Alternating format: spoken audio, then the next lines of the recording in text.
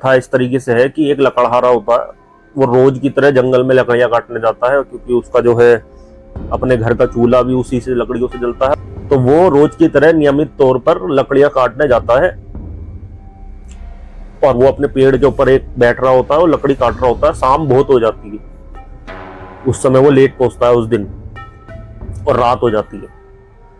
तो वो पेड़ के ऊपर बैठा होता है, उसकी नींद भी आ जाती है, उसको झपकी लग जाती है थोड़ी सी, और वो थोड़ी देर के लिए सो जाता है उस पेड़ पर।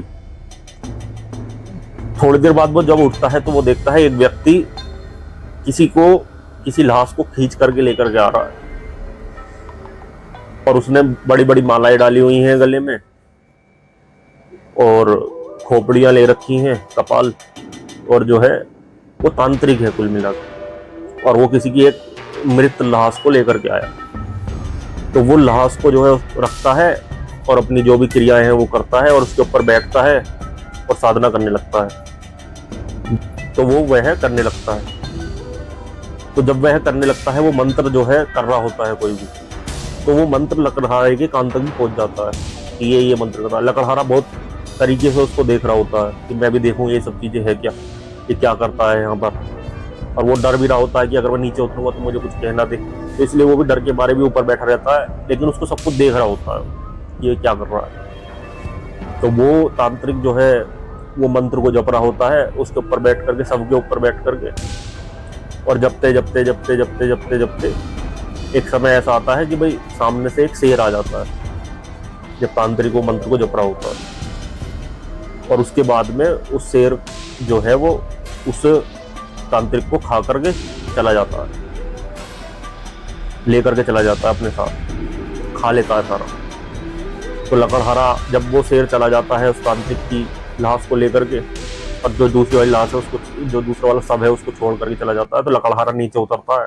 पता नहीं उसके मन में क्या आती है क्या नहीं आती, उसने पता नहीं क्या सोचा। उसका एक बार मन होता है कि मैं भी बैठ करके इसके ऊपर ये जो मंत्र जप रहा था वो मैं जप के देखूं, इत्तेफाक से।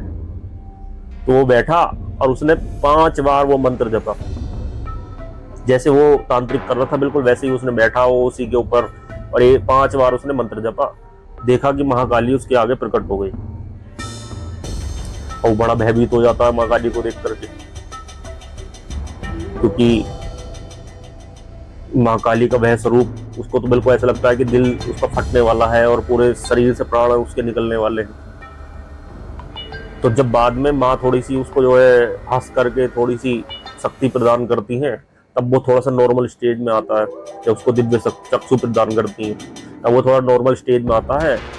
तो माँ काली उससे बोलती है कि भाई तुम मांगो, क्या तुमको मांगना है, मैं तुमसे बहुत खुश हूँ।